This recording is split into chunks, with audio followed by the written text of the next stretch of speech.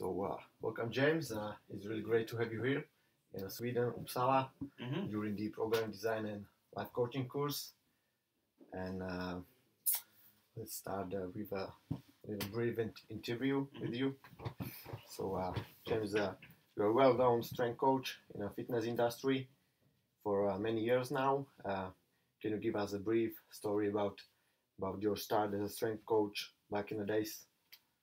Yeah, well, it's 2015 now. I'll put some timelines on it. So it was, let's see, in the start of it, I guess, would be 1992. It was the end of my amateur career in sporting athletics, which I was 18 years of age. Yeah. And I was playing a high level of soccer and had a great level of quote-unquote athletic fitness. Yeah. Okay. And then I had a major injury to my leg and went through a long, tedious, emotional and physical rehabilitation from that. And from that, I fell in love with the appreciation of the human body and how it functions in relation to getting me back to performance and raising my levels of ability. So I found myself doing conditioning and having these little insights of feeling actually more athletic than I was up to 18. So now I'm spit out with a busted leg at 19 and just fell in love with this, like, holy crap, this training thing is ridiculous. Yeah. And then wanted to know more. And so the route for that was education. So I go into university and want to learn more about it and just dive into learning as much as possible about physical training and the education and conditioning and physical culture. Yeah. And then when you come out of that, I was searching for a way to teach other people about that experience. And so as I was teaching other people about that experience as a trainer, which was fairly new, this was like the late 90s, personal trainers were still like just growing as a profession. And so I was one of those early trainers that felt that you had to be really competent in education in order to do that as a profession. Yeah. So I searched for everything. I went broke looking the globe for all the people that were doing this before me and ways around it and tying in all the education of mentors who've done it in a lab setting for so many years and reading so much. And so I started experimenting with working with real world clients plus applying this stuff on a personal training level, and then grew numerous businesses in numerous different ways of health and fitness, and am continuing really to do that today. I'm just doing it through different levels now. So it used to be a coach to client, and now it's a coach to a coach of a client. So I've transcended these levels to still get that connection to a client, but now obviously that allows me to get to reach, thousands and thousands more now, So that's been my journey thus far as a coach, I guess you could say, for strength and conditioning. Perfect, thanks. I know that you were mentored by and worked with many masters in strength training around the world. Who were the most influential mentors for you? Mel Siff, if not worked directly with. Well, I think it's on. Yeah. You can check and see, though. Just check and see. I think it still is on. I think it's still recording. It's working. Just those pause. Either directly, like hand-to-hand, worked a lot of time with these people, either listened to them and worked with them in workshops, or read their material. So, Zatsiorsky, Mel Siff, Charles Poliquin, Ian King,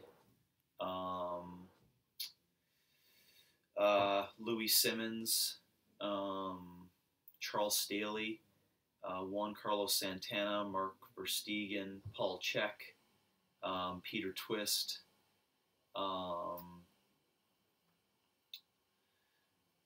Peter Waugh,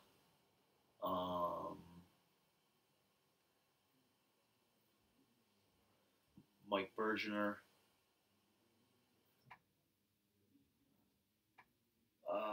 Jörg Feldman, Tim Noakes.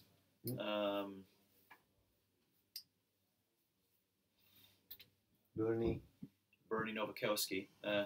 Yeah, in a non-physical culture format, but yeah, a mentor, Bernie Novakowski. Oh, I've got lots more on that side of the continuum. But yeah, in terms of mentors for physical culture, those would be the names. Yeah. You know, so I may have missed a couple, but yeah, as we can see, there's a lot of names from the highest level of the strength training in terms of scientific background. Yeah. So it's really important for a strength coach to look for them and learn as much as possible.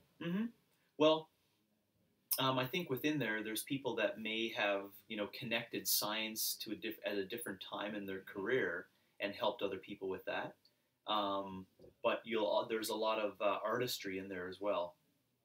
That I don't think you have a total coach who has not transcended the balance between science and art. So I'll give you an example of Greg Glassman in CrossFit, which would be a mentor, I guess, for someone who has initiated this version of fitness, is that they went largely based upon art and they forgot about the beauty and science. You see that? Yeah. Does that make sense? Yeah. So, not that it has to make sense for you, but that's how I see it.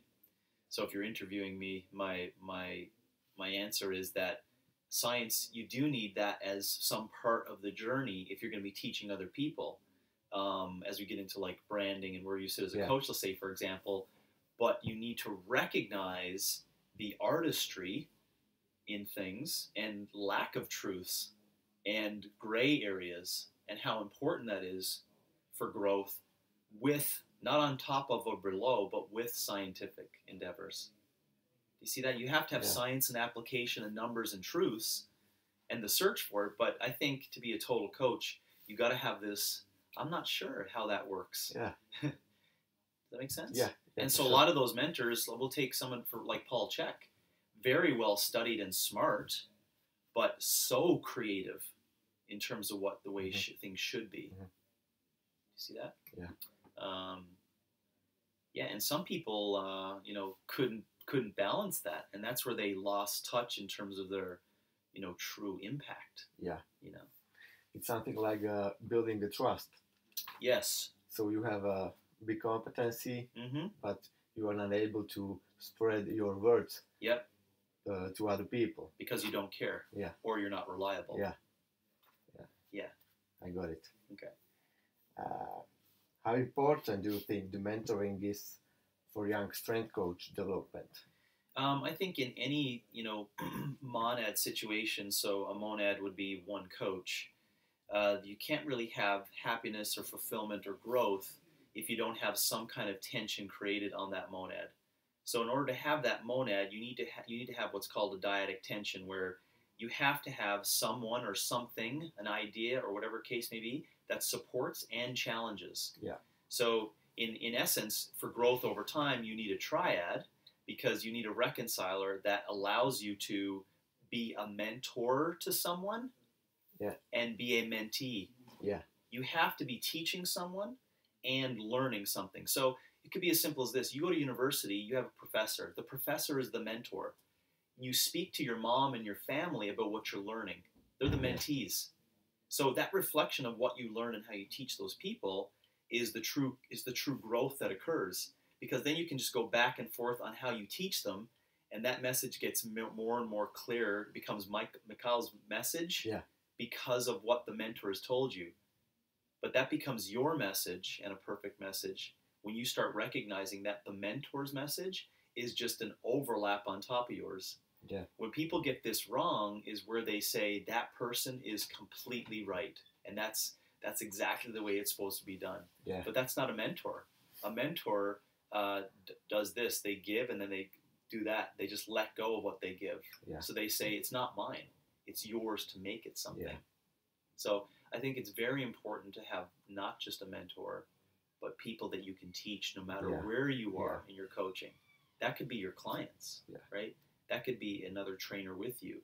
That could be, so I think it's very important. Yeah, I think I'm in this situation right now because I'm learning from you, and also I'm spreading those information and experience with other people. And that speeds up your adaptation to learning. Yeah. If you were to only get it from me, you would think it's all the truths. Yeah. But what you're going to teach to other people is your message. So now you're trying to find that perfect alignment of it. Yeah. It's beautiful. Yeah. It is. So I can tweak those information based upon who I'm talking about and who I'm talking with different audiences, and to see the truth and really what's working and what is not with different groups. Yep. Yeah. Okay. When did you realize that marketing and especially personal branding are essential components in your growth? I think when I first went on my own, so I spent a number of years, maybe 99, 98, on my own in Calgary, 98, 99, 2000, 2001, 2002, 2003, so 5 or 6 years working for other companies. And so that company would have a brand or a name of a funnel for lead generation and client acquisition. And so to be able to get into that model allowed me to do what I wanted to do, right? To be the scientist, right? So I had to basically find spots where I could just coach and do, because I was so much into doing, because I wanted to learn so much about this profession and like teach what I learned in terms of my training and physical potential and what I learned at university. So then I went, though, this is the critical moment, I said that I recognized a value of the services I was providing was much more than what the larger company was allowing me to do. Yeah. Okay, so when you escape away from that, where the company is providing you with the clients and you want to do something on your own, you are now by yourself. Yeah. So when you're by yourself, you have all these years of knowledge and feeling you know the answers and success in what you're doing in this whole area, which is not your brand. And now you take the name tag off, right? And now you slap your name on it, right?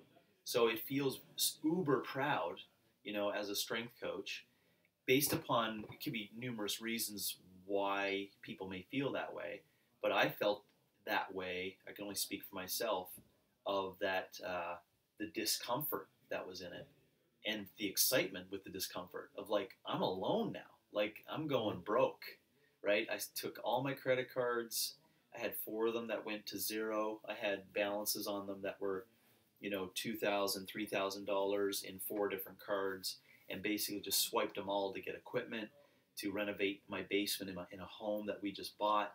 My wife and I went zero in the bank account to get this new home, to get the basement. And so it's at that point there where it's like, yeah, this is my shirt and my name, and I'm not for anyone else. So you start recognizing then how important it is for quality service to ensure that that person, after they get your service, it's your responsibility now. Yeah. So if they leave and like they slip and fall outside, it's not the YMCA's responsibility. Yeah. It's not the Global Gym's responsibility. It's not the business's responsibility. That's your shit. Yeah. Or when they leave and like they say they had bad service and they hurt their leg and whatever, that's your shit now. Yeah. So people, you don't mind if you're in a gym and people leave and like, the YMCA, F that, whatever. You're like, well, whatever, I don't care. So, when you start doing that personal branding, that's when I noticed it, when I was like on my own island, how important that was, and how important you feel about maintaining that alignment of everything that's underneath it. Even today with 18, employees, part-time, full-time employees, and thousands of coaches, there's so many people that rely on that brand, because it's about that. It's about having the client experience or coach experience that you want to be responsible for. And I love that responsibility. So I've taken responsibility from zero in a couple of years to having hundreds to going to like hundreds of thousands of people. Yeah. Awesome. I'm thinking about you started alone as a strength coach in a YMCA, let's say. and then you started creating some kind of team of coaches around yourself to help you in your way, in your journey. So maybe this is as well a great step in strength coach development, not being alone and forever. But just trying to improve your thoughts and your goals and mission. And being in a group. And you have to obviously find the people that are going to align with your mission on that, right? And most times they're right amongst you. You know, my best trainers have all been my my favorite clients. You know, that's the way it turns out. You won CrossFit Games 2007. Do you consider this being as a milestone in your own development of OPEX business? Yep, because winning the CrossFit Games allowed people to recognize that with what I was doing for my training wasn't necessarily CrossFit. It was a spin on CrossFit of scientific investigation of like what kind of training can get people there. And I think the games and the notoriety of winning that allowed a market to recognize this whole new idea in terms of what training can be with CrossFit as being a tool that you can use based upon that. So yeah, it has had huge implications in which I am fully grateful for. But I'm grateful for it because but I decided to do it. That's my journey. So it was my physical discomfort and my physical journey that led to a better prescription of training for people. And so now I'm surrounded by coaches and people that want to experience the same thing that I did. And so now I just packaged in a way that, it's for sure it's had a huge influence for me on my my notoriety and within fitness. And I know that you are really proud of that. Yeah, I am. Yeah, no regrets. I will always remain the original champ. Yeah, first one. You travel a lot around the world to coach other coaches within your coaching certification program. Do you see this as an important part of your own self-promotion? Like traveling and not being at home with your family all the time? Yes. Yeah, I think that part of it has to be, yes, it has to be, because I am the face of OPEX. So I need to travel the world to allow people to touch what my vision is. And whether we're not at that level of growth or whether I really don't want it to happen, that's the reason why I want to do it, because I'm largely connected to quality and not production. So I don't really think, in my eyes, and this is just the way I feel, no one can do it as good as I can. And so if I don't feel that way, then I'll fucking go anywhere to do it. Because if I can create an inspiration by me being the person that touches it, and they recognize that that name and face represents a shirt and a business, then I've done my job. And so sometimes media can't do that. Sometimes a video can't do that. Sometimes people just wearing the shirt can't do that. It needs to come from the voice of reason. You know, and whether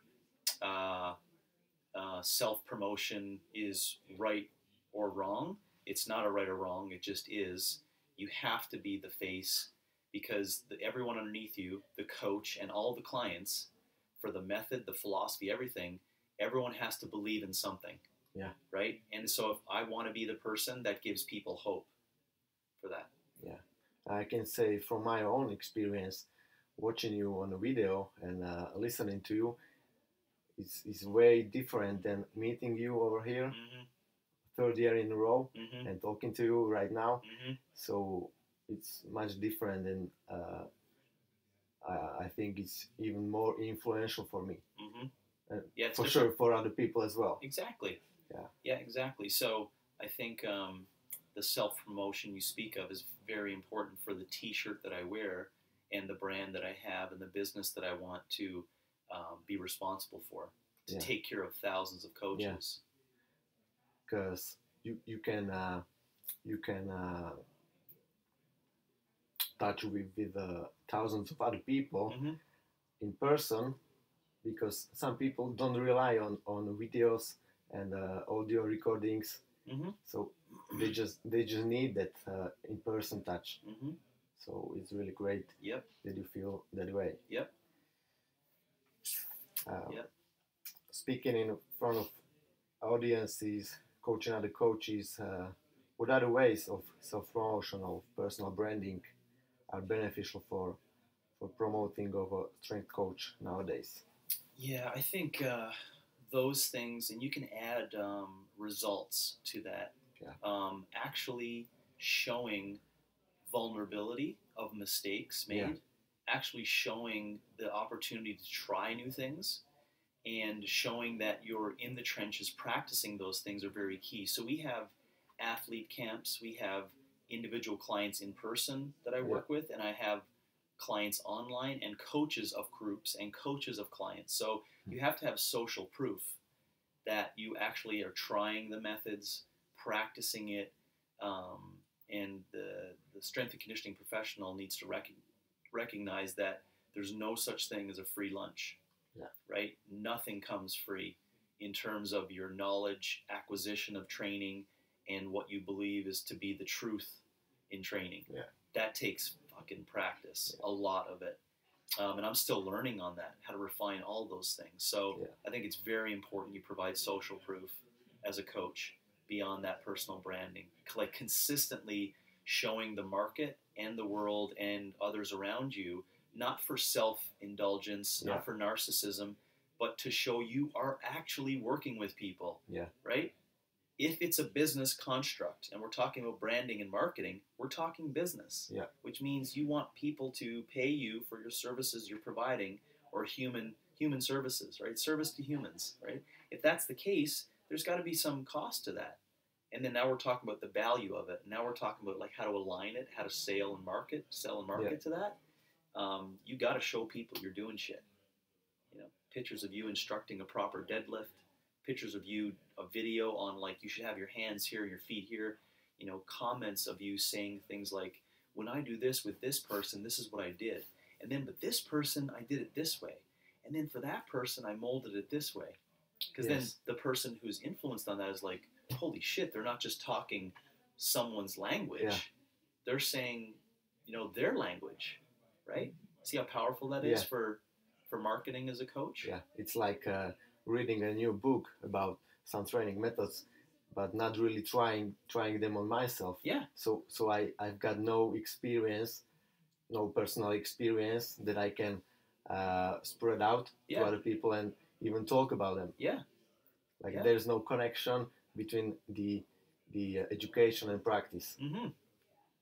So it's really important. And they take it as the truth. And also your YouTube channel is really great example, because you are not just talking about the training. No. You are really training. Yeah, I'm trying it. And also last year at the Games 2015, you missed the podium, one spot. Am I right? Yes, I came fourth. So it was really great to people, even in the CrossFit HQ, to see that you're really trying to train and make your comeback. Still participating. Still living and training. So it's your passion. Thanks.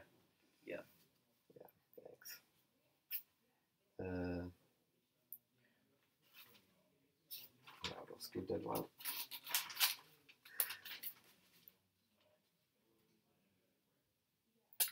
What do you think is a separator between being a good versus a professional strength coach?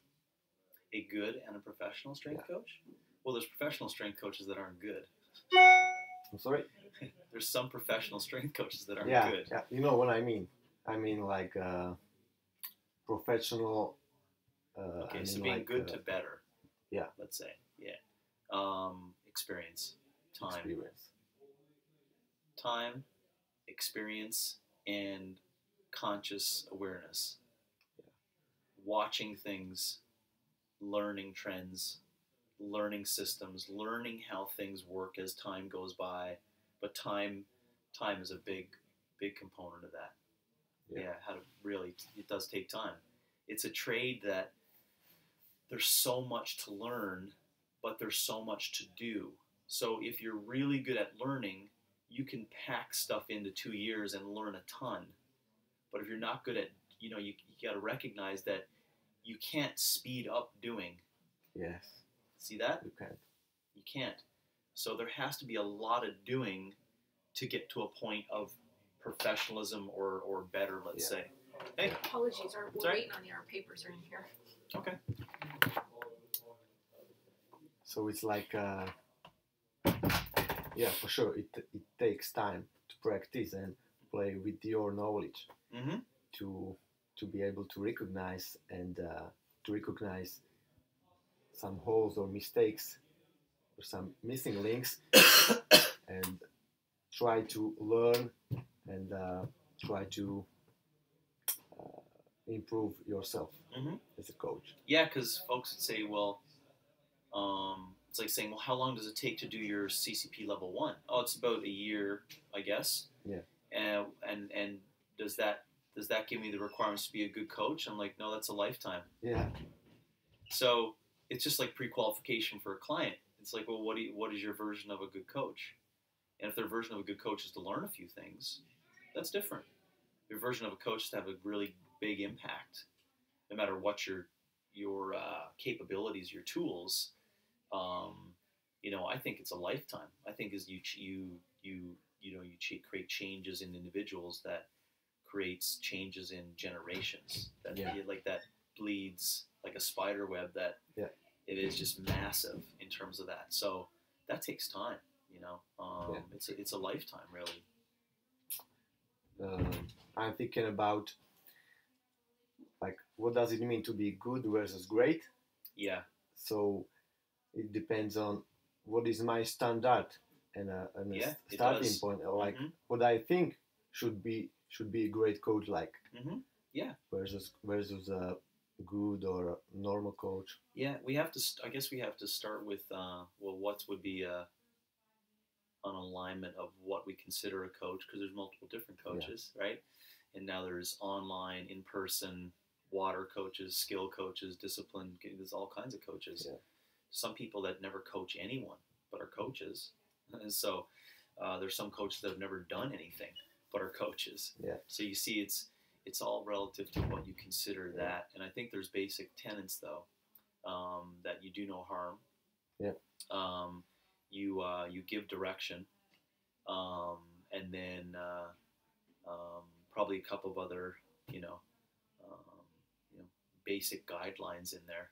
Yeah. Professional standards for communication and things like that. But it's very broad. Like what is a coach? Yeah. So it's being able to influence others in a positive way, of course. Yeah, which is direction. Yeah. In the word direction, there's a communication from one thing to another and then back. So direction is a prescription, right? And direction is listening. Yeah. So do you see that it's a communication back and forth between client and coach? Yes, that's a tough one, because we don't really, we got to qualify what a coach means. Yeah. I think as a side note to upgrade your, writing on this and communication, you should create a very thorough investigation of what coaching is, the history of it, and lead that into an operational definition of what you consider a coach. Because you have to consider what the monad, coach means before you can organize your thoughts on what is a lower order to a higher order coach. Do you see that? So we're struggling with discussing good to better when we don't know what a coach is. Yeah. I don't think about that's a good journey for you. Yeah. Because that'll really make you appreciate the history of strength and conditioning and the history of coaching. It's fascinating. Yeah. I will go back to my questions. I skipped. Yeah, don't mind.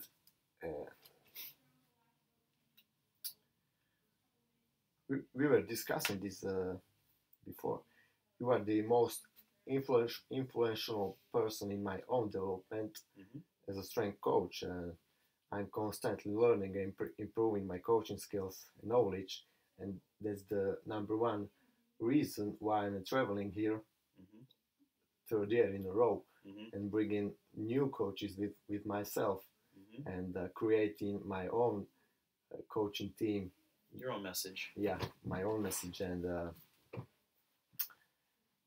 I really like that more and more people are interested in my view on strength and conditioning in Slovakia, and like I think that things are changing back there, over there in Slovakia and Czech Republic as well, and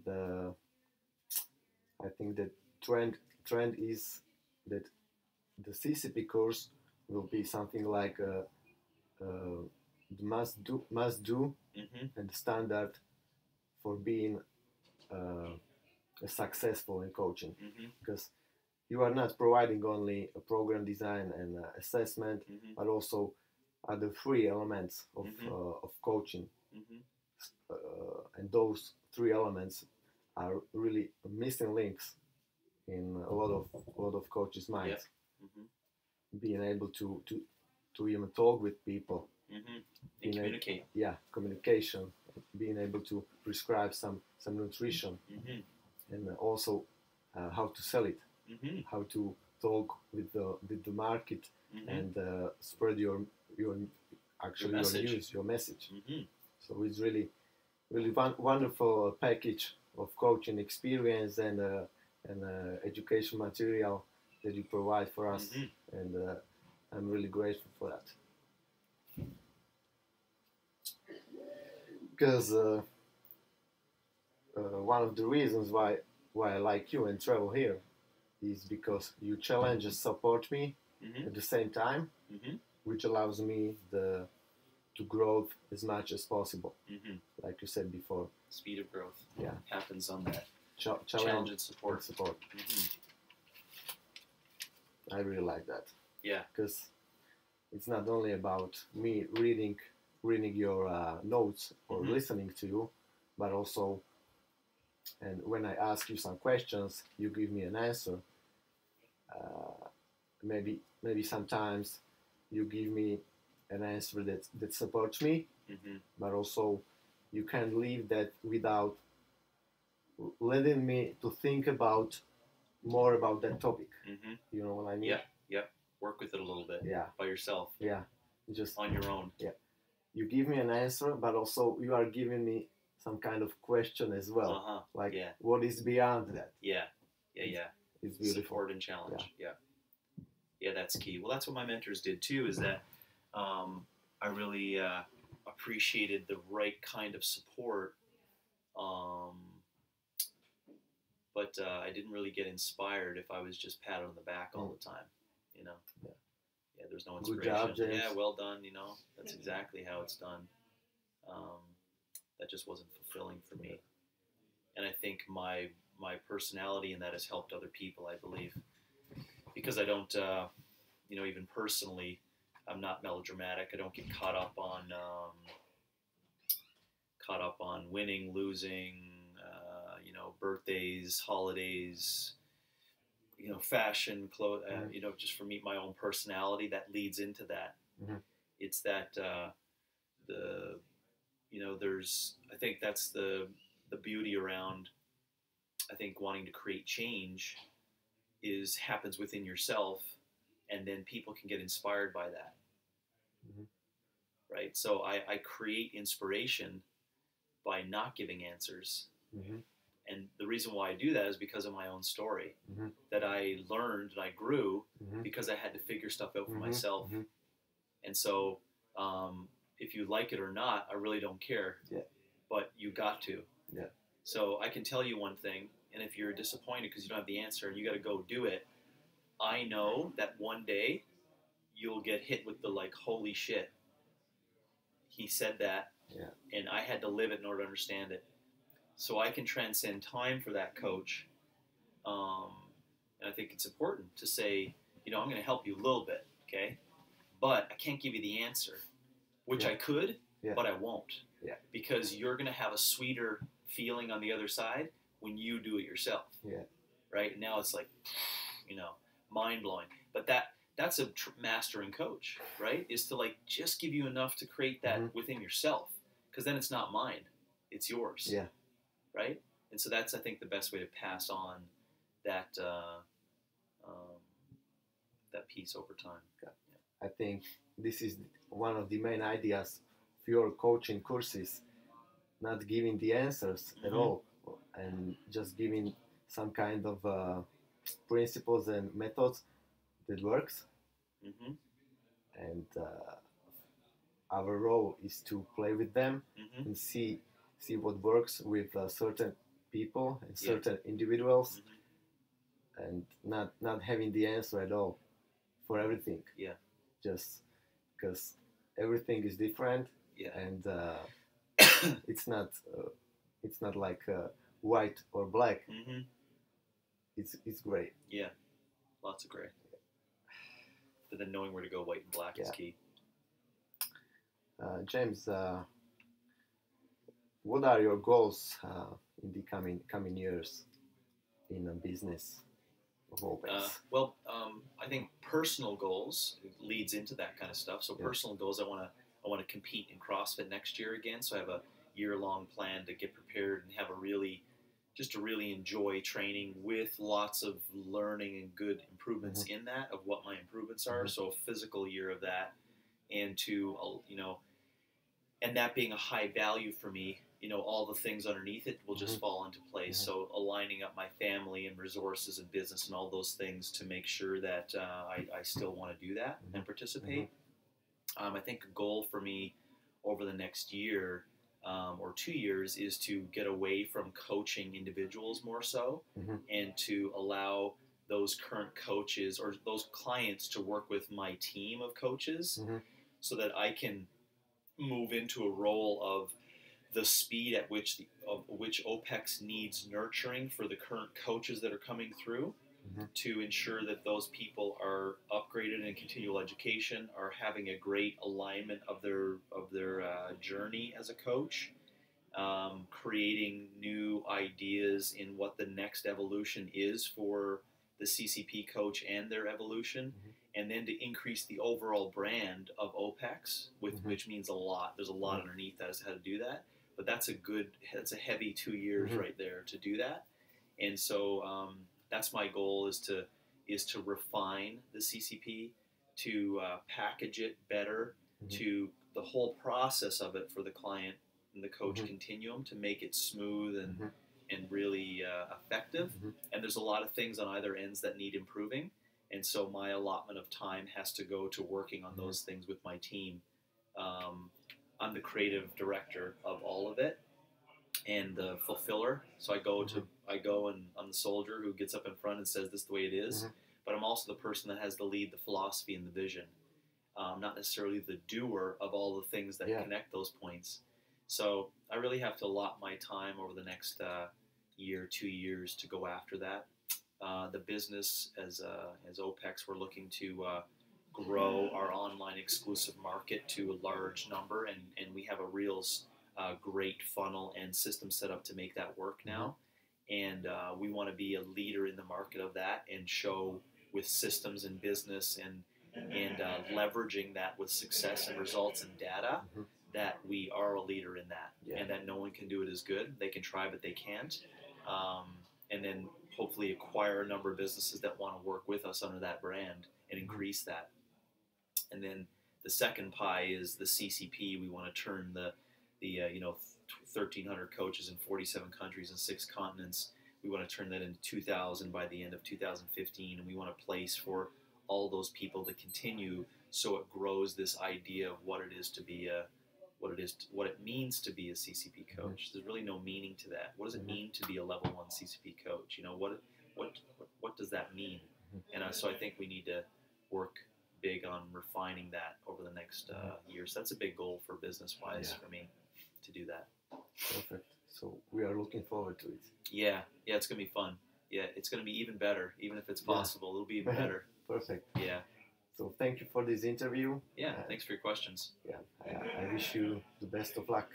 Thanks. Hope it works well for you. Yeah. Let me know if you need anything else. I guess let's make sure that it was, yeah. Yeah.